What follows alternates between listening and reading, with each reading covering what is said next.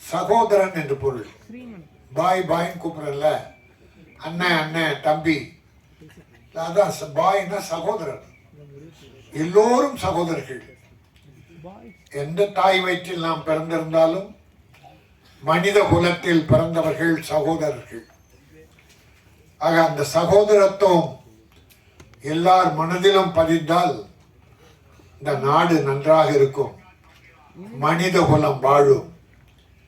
ரெண்டே ரெண்டு தான், இட்டார் பெரியோர் இடாதார் இழி குலத்தோர். கொடுத்தவர்கள் தானம் தர்மம் ஈகை அதை செஞ்சவங்க பெரியவங்க ஒரு ஜாதி. கொடுக்க மாட்டேச்சுமோ என்னது இது என்று யாருக்கும் ஈயாதவர்கள் இழி கொடுத்தவர்கள் நம்ம பெரியவங்க சொல்லிட்டு போயிருக்காங்க. அதனால எனக்கு இது பெரிய, நாங்கள் நிறைய விழாக்கள் கலந்துட்டோம். பேரரசு அவர் பேருக்கு மட்டும் அரசு இல்லை, ஒரு வெற்றி படங்களை தயாரித்த ஒரு இயக்கிய அற்புதமான டைரக்டர் தம்பி ஜீவா. என்னுடைய அருமை தம்பி ஜாக்குவார் உணர்வுபூர்வமாக பேசுவார். எங்களுக்கெல்லாம் அந்த ஒளிவு மறைவு உதட்டல பேசுறது இதெல்லாம் வராது. என் தம்பி சுபாஷ் எவ்வளோ பெரிய விஷயங்களை சொன்னான். உடுமலை நாராயண கவி அவர்கள் போற்றி வணங்கியவர் கலைவாணர். கலைவாணர் அவர்கள் அவர் செய்த தர்மம் இன்னும் யாருமே உலகத்தில் செய்யலைங்க. கலைவாணர் என்.எஸ். கிருஷ்ணன். எம்ஜிஆர் சொன்னாரு, என்ன இப்படி வாரி வாரி கொடுத்துட்டு இருக்கீங்க, தர்மம் தானம் தர்மம் பண்றீங்களே என்ன. என் குருநாதர் என்.எஸ்.கே. கலைவாணர் கிட்ட வேலை பார்த்தவர் எம்ஜிஆர்.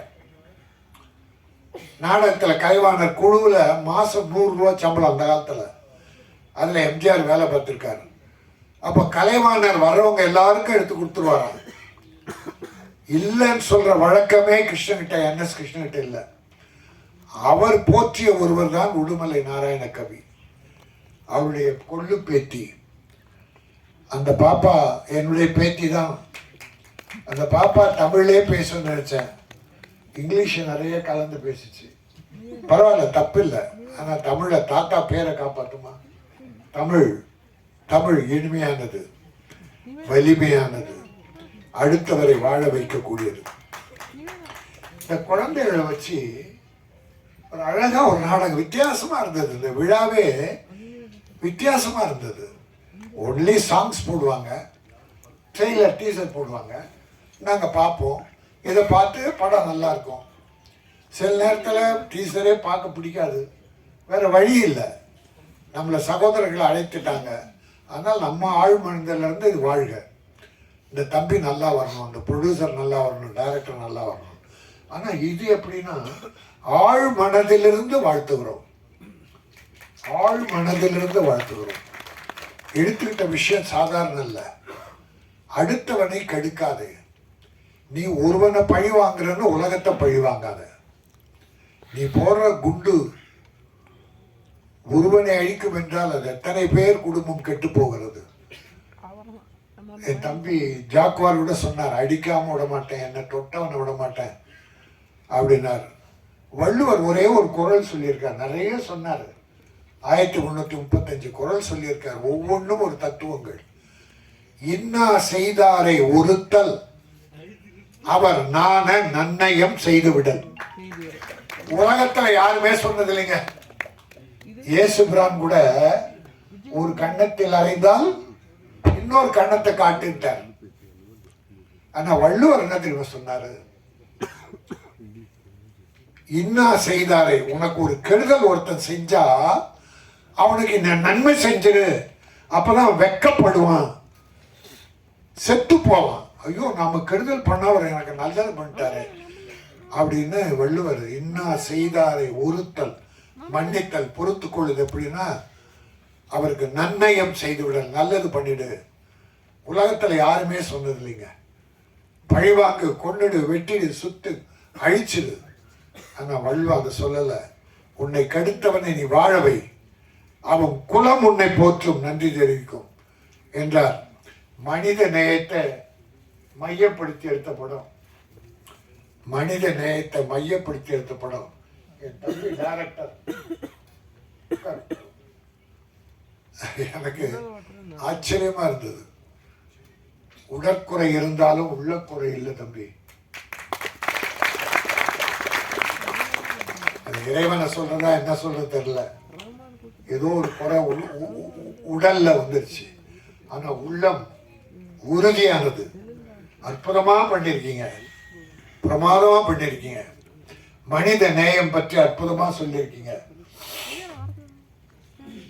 அப்துல் கலாம் கேட்டாங்க, நம்முடைய உலகத்தில் சிறந்த விஞ்ஞானி மட்டும் இல்ல, மா மனிதர், தெய்வம் காமராஜர், அப்துல் கலாம், இதெல்லாம் ஒரு லிஸ்ட்.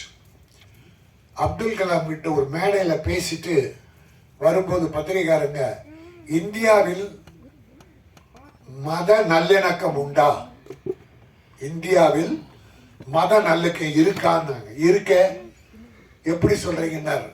இந்த மேடையில குத்து விளக்கு ஏற்றி வச்சாங்க, அந்த மேடையில குத்து விளக்கு ஏத்தனாங்க.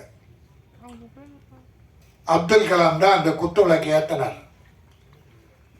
குத்து விளக்கு ஏற்றி வச்சாங்க. குத்து விளக்கு இந்துக்களுக்கு சொந்தமானது. அப்ப இன்னொரு அம்மா, கிறிஸ்துவ அம்மா வச்சு ஒரு விளக்கை ஏத்தனாங்க, மெழுகுவர்த்தி வச்சு அந்த ஒரு தீயை ஏத்தனாங்க. அப்ப குத்து விளக்கு இந்துக்களுக்கு சொந்தமானது. மெழுகுவர்த்தி ஏத்தன அம்மா கிறிஸ்துவர், நான் இஸ்லாமியர் என்று சொல்லப்படுகிறேன், நான் இந்த விளக்கை ஏற்றி இருக்கிறேன். அப்போ இந்துவும் முஸ்லீமும் கிறிஸ்துவர்களும் ஒன்னா சேர்ந்து நான் இந்த விளக்கை ஏற்றணும்னா, இந்தியாவை போல உலகத்துல மத ஒற்றுமை எங்கேயுமே இல்லை அப்படின்னார்.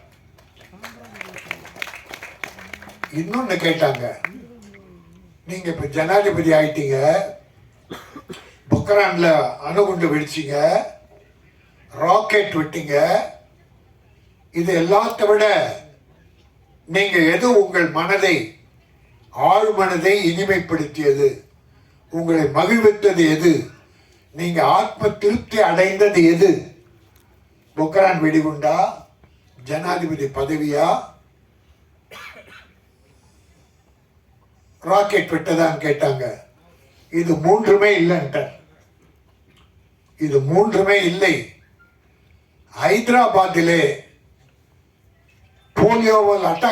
போலியோவால் பாதித்த குழந்தைகள், பல குழந்தைகள்ல ஒரு பெண் குழந்தை அந்த நடக்க முடியாம ஒரு 4 கிலோ வெயிட் உள்ள ஒரு இரும்பு உபகரணம் செய்து காலில் மாட்டி அந்த குழந்தை நடக்க முடியாம இழுத்து இழுத்து இழுத்து நடந்திருக்கு.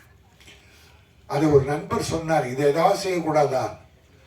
உடனே அப்துல் கலாம் 400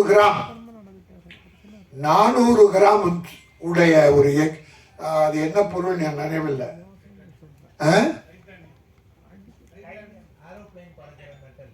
அந்த அதுல 400 கிராம் உள்ள செஞ்சு குழந்தை ஈஸியா நடக்க, சிரமம் இல்லாம நடக்க செஞ்சேனே, அதுதான் என்னை ஆத்ம திருப்திப்படுத்தியது, அதுதான் நான் செய்த உலக மகா செயல் என்று. அதுதான் மனிதநேயம்.